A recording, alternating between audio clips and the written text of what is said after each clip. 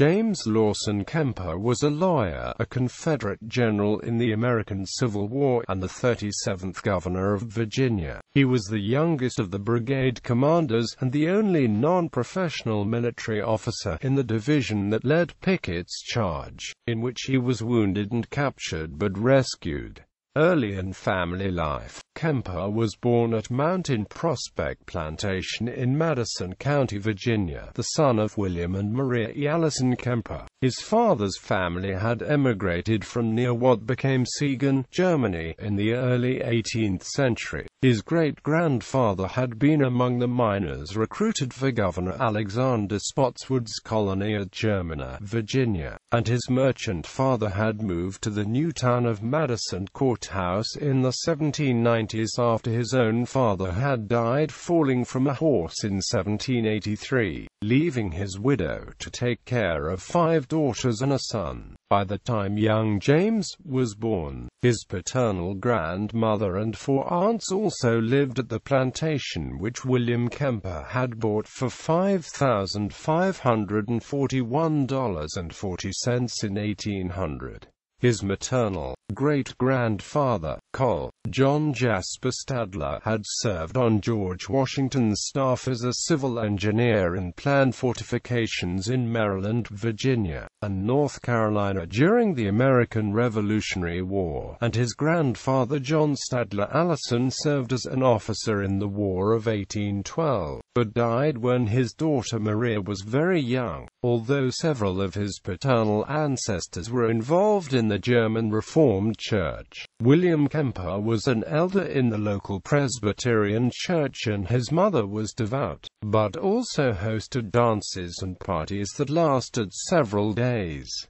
His brother, Frederick T. Kemper, later founded Kemper Military School. James Kemper had virtually no military training as a boy, but his father and a neighboring planter, Henry Hill of Culpeper, founded Old Field School on the plantation to educate local children, including A. P. Hill, who became a lifelong friend. From 1830 to 1840, Kemper boarded during winters at Locustdale Academy, which had a military corps of cadets. Kemper later attended Washington College and also took civil engineering classes at nearby Virginia Military Institute. At Washington College's graduation ceremony in 1842, 19-year-old Kemper gave the commencement address, taking for a topic the need of a public school system in Virginia. Kemper then returned home, where he joined a teetotal society as well as studied law under George W. Summers of Kanawha County, after which Washington College awarded him a master's degree in June 1845. He was admitted to the Virginia bar on October 2, 1846. Military and political career. Meanwhile, Congress had declared war on Mexico in 1846, and President James K. Polk called for 9 regiments of volunteers. Kemper and his friend Burkett E. Fry of Kanawha County traveled to the national capital on December 15, 1846, hoping to secure commissions in the 1st Regiment of Virginia Volunteers. After traveling to Richmond and back to Washington for more networking, Kemper learned that he had been appointed the unit's quartermaster and captain under Col. John F. Amtrak. During the Mexican-American War, Kemper received favorable reviews and met many future military leaders, but his unit arrived just after the Battle of Buena Vista and mainly maintained a defensive perimeter in Coahuila Province. Honorably discharged from the U.S. Army on August 3, 1848, Kemper returned to practice law in Madison County and neighboring Orange and Culpeper counties. He represented many fellow veterans making land claims, as well as speculated in real estate and helped form the Blue Ridge Turnpike Company between Gordonsville and the Shenandoah Valley. Interested in politics, Kemper first campaigned for office in 1850, but lost lost the contest to become Clerk of the Commonwealth's Constitutional Convention, promoting himself as pro-slavery, anti-abolitionist, and pro-states' rights. Kemper defeated Marcus Newman and was elected to the Virginia House of Delegates in 1853. A strong advocate of state military preparedness, as well as an ally of Henry A. Wise, Kemper rose to become chairman of the Military Affairs Committee. By 1858 he was a brigadier general in the Virginia militia. In early 1861 he became Speaker, a position he held until January 1863. Much of his term as Speaker coincided with his service in the Confederate States Army. Civil War. After the start of the Civil War, Kemper served as a brigadier general in the Provisional Army of Virginia, and then a colonel in the Confederate States Army, becoming head of the 7th Virginia Infantry. At first Bull Run, Kemper led the regiment as part of Jubal Early's brigade. His regiment was later assigned to Brig. Gen. A.P. Hill's brigade in March. Gen. James Longstreet's division of the Confederate Army of the Potomac from June 1861 to March 1862. On May 26, A.P. Hill was promoted to division commander and Kemper got the brigade. After a gallant performance at the Battle of Seven Pines during the Peninsula Campaign, Kemper was promoted to brigadier general on June 3, 1862. Leading the brigade through the 7 days battles, he then became a division commander after Robert E.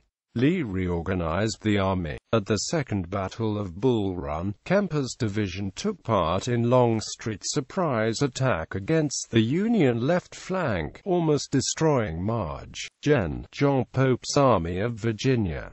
Afterwards, his division was merged into General David R. Jones's command and Kemper reverted to brigade command. At the Battle of Antietam he was south of the town of Sharpsburg, defending against March. Gen. Ambrose E. Burnside's assault in the afternoon of September 17, 1862. He withdrew his brigade in the face of the Union advance, exposing the Confederate right flank, and the line was saved only by the hasty arrival of A.P. Hill's division from Harper's Ferry. When George Pickett returned to duty after Antietam, he took command of the troops Kemper had led at Second Bull Run. In 1863, the brigade was assigned to Pickett's division in Longstreet's corps, which meant that he was absent from the Battle of Chancellorsville, while the corps was assigned to Suffolk, Virginia.